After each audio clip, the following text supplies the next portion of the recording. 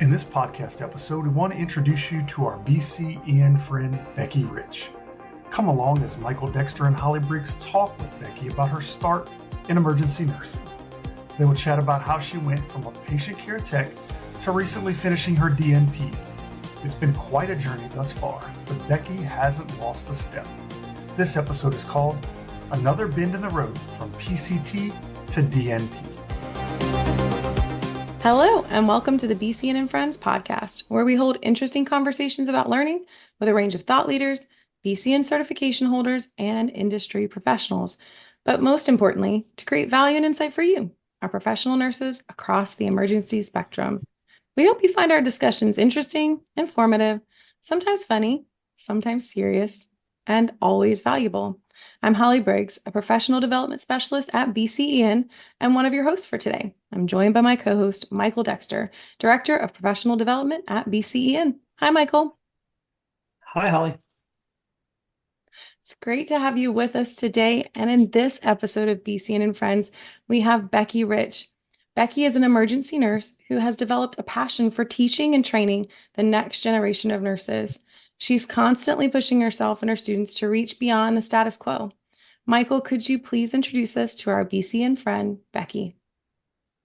Sure, I'd be happy to. Becky Rich has been in the world of emergency medicine and nursing for the past 9 years and recently obtained her doctorate in nursing practice. She works full-time in nursing education, teaching didactic and practical skills, and also works PRN as a float nurse across multiple emergency departments in a local health system.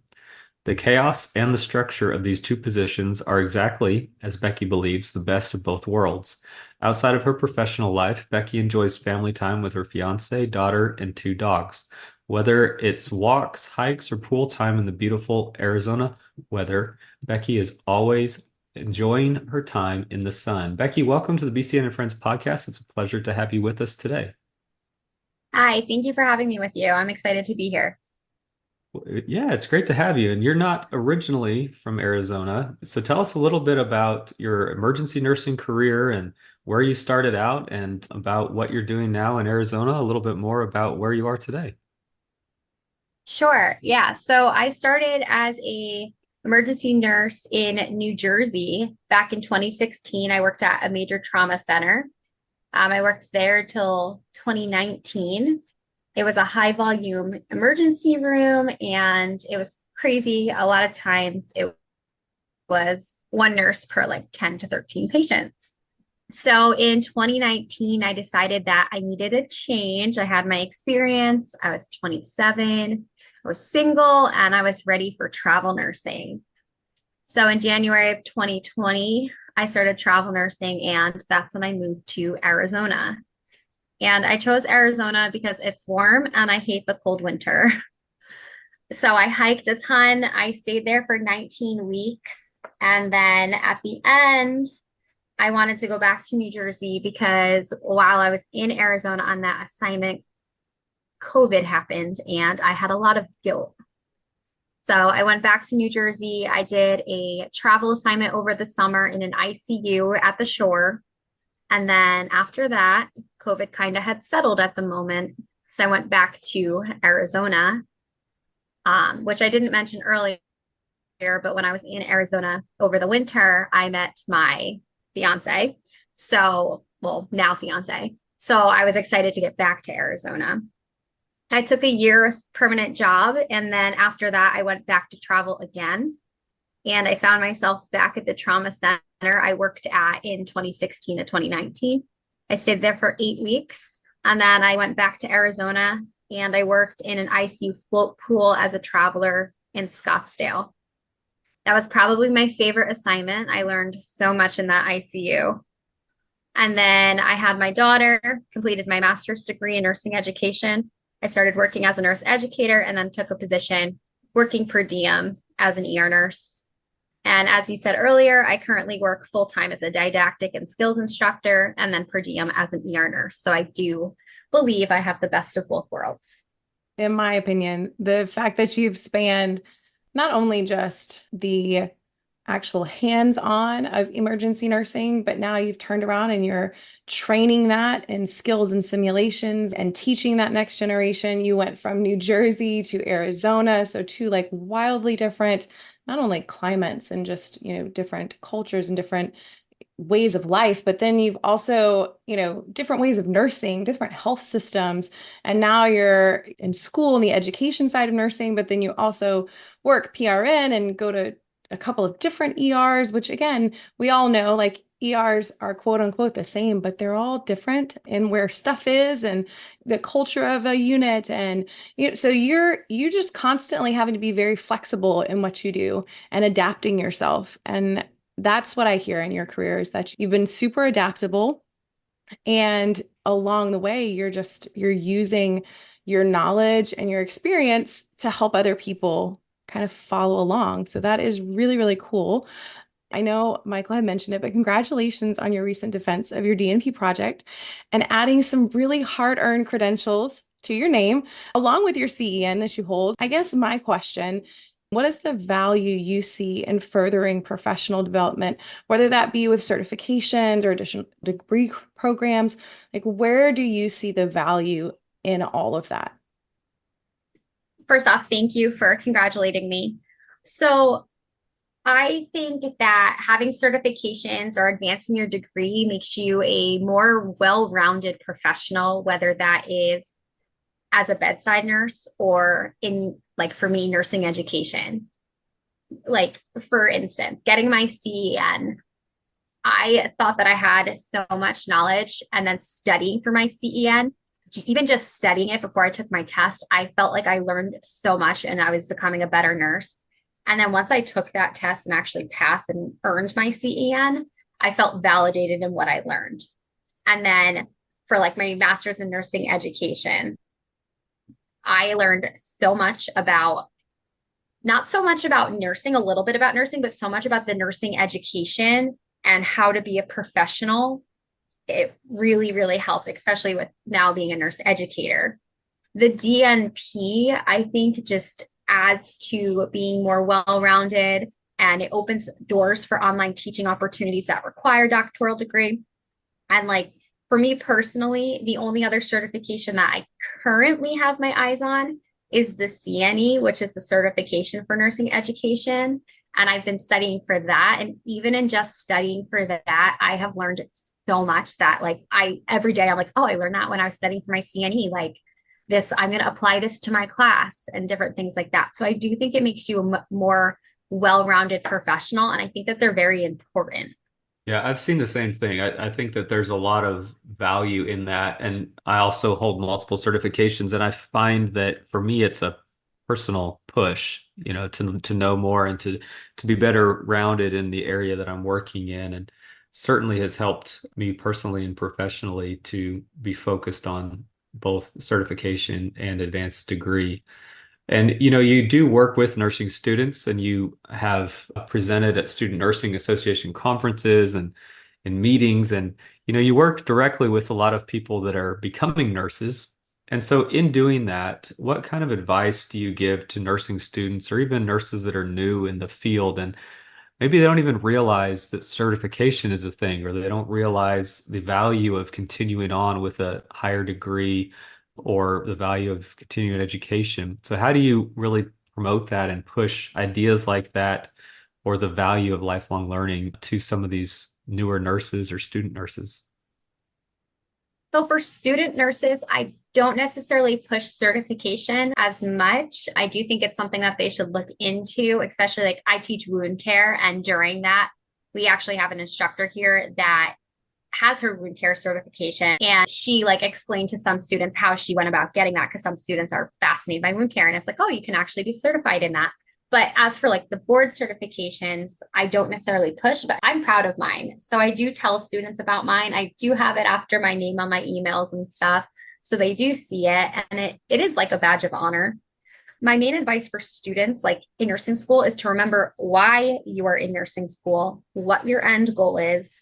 Take school day by day, week by week, semester by semester, and just kind of get through, but always keep that end goal in mind.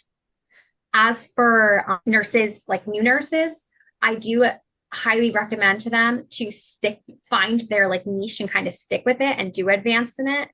I have talked about the CEN with several nurses in the ER because a lot of them like want to get it, but it seems foreign to them. They hear how hard it is, which it is hard, but nothing worth it in life comes easy. So I do recommend to them, like once they get, 2 years experience, start studying and prepare for it, or they can go to the BCEN Learn website and, get that information and go and take that CEN, which I definitely recommend.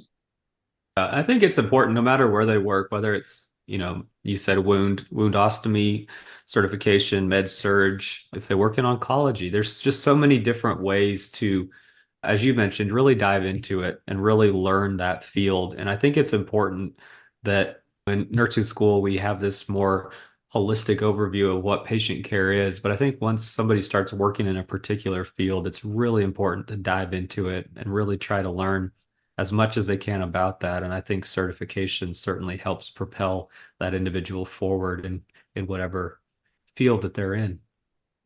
Absolutely.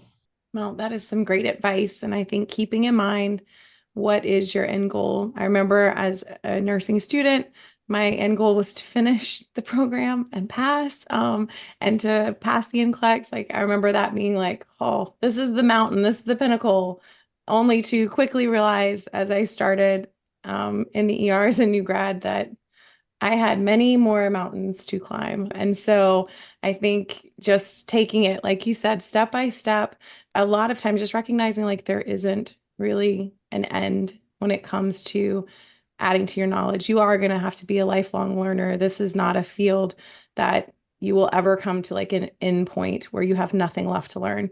And so, which leads me kind of to my next question. You currently teach in like skills labs, you use simulation, clinical settings. You've even posted some educational videos on YouTube. And we are seeing this very, very consistently where technology is being integrated with educational content. Why do you feel that that is so important right now in the field of nursing? So personally, I love flipped classroom. So basically with flipped classroom, students access the learning materials, which I provide through the YouTube platform prior to class. So they watch my lecture on YouTube prior to class. They come to class and they have a foundation of the material. So with that foundation in class, we can focus on a deeper understanding of that information. And this includes like analyzing and applying different things. I can do like case studies with them where they can actually get to that deeper level of learning because they already have the foundation. Students can also rewatch lecture material after class if they wish to even further deepen their understanding of the material, or maybe hear something that they didn't really catch the first time they listened. But technology is not going anywhere. That's the reality of it. It's heavily integrated in nursing. So it's obviously heavily integrated in education now. It's heavily integrated in nursing, and it's only going to be further developed. I mean, when I started nursing, I feel like that's when barcode scanning was just kind of like a thing. It wasn't really mandatory yet. Now, like that's absolutely mandatory. We even have to scan our labs now. Like it's only going to get further integrated. So I think it's important to be integrated from the start of nursing school. And then, I mean, technology is important. And again, it's not going anywhere. Yeah, I think a lot of people are using, I know I personally use YouTube all the time, maybe even daily, but I think a lot of people are finding new ways to integrate education. And there's so much great education out there that it's almost like if you can't find the answer, it's almost your fault. Like there's so many good ways to become educated, to whether it's through a social platform or through a search engine. There's just so many ways out there that it's happening. So I agree. I think it's only going to be integrated more. I think there's going to be a lot more utilization of virtual and augmented reality. I think there's going to be more and more online platforms that integrate with what we do, and a lot of cool technologies on the forefront that hopefully will help nursing and help patient care and be a really good thing for the industry. I'm excited to see how AI is going to integrate into medical even more so than it already has. Yeah, I asked a doctor this weekend if he was going to start seeing patients with an Apple Vision Pro on his head, and he's not quite there yet, but he wasn't opposed to it either. So we'll see where it goes. So you have worked, as you mentioned in New Jersey, you've done some travel nursing, you're in Arizona, you have a lot that you have done. And of course, DNP is a huge accomplishment as well. But, in order to get there, we always like to ask people how they got down this path and if there's a particular patient or particular coworker, family member, somebody in your career that really impacted you and kind of changed the trajectory of how you were going and where you were focused and got you to the point you are today. Is there any particular person or time that you can reflect back on and think that it really made an impact on you? Absolutely. So there's two people. So first is my mom. So she was an ER nurse for 42 or 43 years, where I worked for only 3 years. But so she worked there for like 42, 43 years prior to retiring. She was a trauma nurse. And I always looked up to her growing up, and she's still my greatest role model. But growing up, she'd come home, tell me like those real true life in the ER stories. And I was like, sitting at dinner, just fascinated. Like I couldn't wait to get my hand on a trauma patient. I couldn't wait to get in that code. So I actually worked with her in that trauma center for that time that I did work there. That was absolutely like why I went into nursing, and specifically ER nursing. And then second is Christy Rio. She is a nurse educator from that job as well. And she taught the critical care class that all of us were required to do for the emergency room. We all had to cross train for ICU as well. And she just I remember her teaching cardiac, and she just made it make sense. Like she just, all class, you're like, aha, like those moments where it clicks. And she's just like, to this day, like I thank her because she's the reason I went into nursing education. I don't know. I can't say enough good things about her. She is such an amazing nurse educator. That is so unique to hear about your experience with your mom and working with your mom side by side, hearing the stories as a kid growing up and then being able to participate with her. That is just, again, wow. And to know that someone who was doing nursing education inspired you by the way that they taught and the way that they broke down difficult concepts into, digestible morsels for you.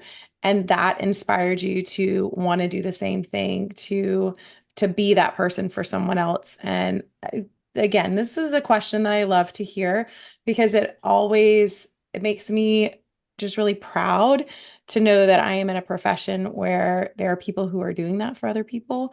And to also, again, it helps me to reflect on the people who've helped me get to where I am today, and that it certainly does take it takes a lot of hands and people helping lift other people up throughout their career to get to where we are. We certainly don't get here by ourselves. So thank you for sharing that, Becky. I appreciate it. I get the joy of asking a few rapid fire questions. These are just some of your favorites, and they let us get to know you a little better. So my first question is, if there was a career that was outside of healthcare that you'd like to try, what would it be? Probably, I feel like I'd want to be an event planner. I am super detail oriented. I feel like I'd have so much fun planning like events and parties and stuff like that. I think that's what I'd want to do. That is awesome. We have a fantastic event planner. I'll give a shout out to Maggie. She's so awesome. And there are times when I think, oh, that is so fun. And then talking with her, I realized just the massive amount of details that you have to keep and all the different contacts and connections. And she's always thinking of like little details that just make the event like that much more thought about, and how people just feel like, oh, I can't believe you thought of that one little micro thing that just enhanced the overall look of the event. And yeah, I'm not that person, but I so appreciate those who are. So Becky, you've done your DNP. I think you must be into the details a little bit. So more power to you. That's Just a little. All right. I have some favorite categories that I'm going to kind of throw at you. And these can be like all-time favorites, or they can just be something you're currently into. So what would be a favorite book? Good book recommendation for us. So I don't necessarily have a favorite book, but I love the writer Nicholas Sparks. And that's like a childhood to adult. Like I love him. He is a good to me. If I'm going to be like on a beach somewhere, I've got some time, I don't want to read anything that's like too heavy or has like 900 characters in it, then yeah, he's a good one. It's very rare that I read one of his books that I don't think I could read that again, especially on a beach. So great one. Favorite movie, TV show, or it can be like a binge-worthy series that you'd recommend for us. So being that I've been in school so much, I haven't really been watching a lot of TV. I did watch Virgin River, but right now I'm very, very deep into Love is Blind season 6. I just read about the drama online and I had to watch it. I'm not normally a reality TV person, but I'm invested. I think that is comical. One, because I mean, to your point, you've been in school for what probably feels like forever. So you haven't had a lot of time, but now you're catching up. And yeah, there is some reality TV that I often wonder, like, how did I get here? How did I get here? But then, yes, you become invested and you're like, well, we've got to see the end of this one, don't we? My fiancé is even invested now too. He wants to know. That's when you've pushed them over the edge, when they've like, oh, yeah. We can't stop now. Perfect. All right. Favorite musical artist? I also don't have a favorite, but I love country music. Awesome.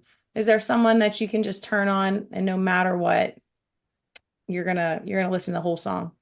Probably Luke Combs. I really enjoy his music like all the time. Yeah, he's got a great voice. So he does. Good recommendation.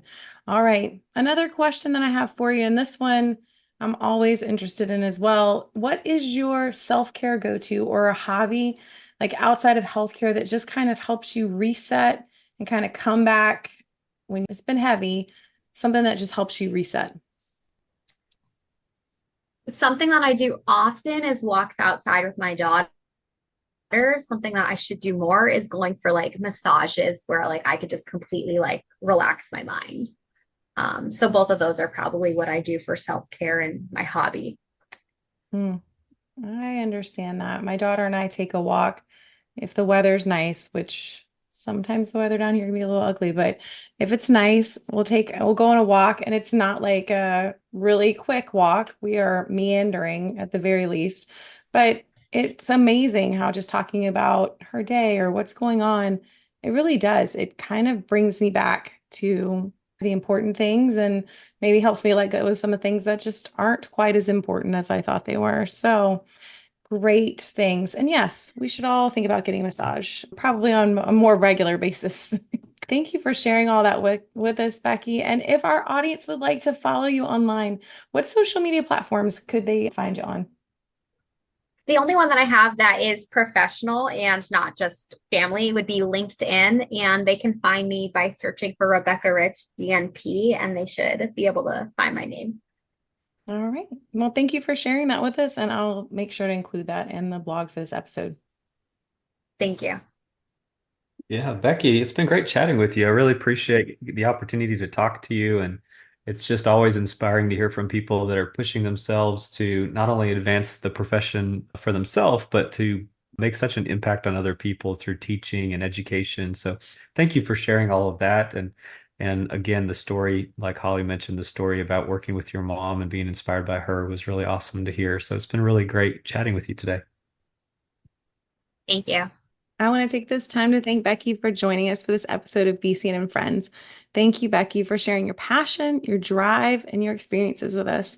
You are cutting trails for others to follow as you push yourself professionally. We appreciate the dedication and mentorship you have invested back into this profession that we love, especially towards those just starting out. And to all of our listeners, we hope you will stay tuned as we continue with BCEN Friends and bring you new, meaningful content and perspectives. If you have a suggestion for an episode, please email us at bcn@bcn.org. I'm Hollye Briggs here with Michael Dexter, and on behalf of the entire BCEN team, we thank and celebrate you for all that you're doing as professional nurses across the emergency spectrum. Until next time, we are out.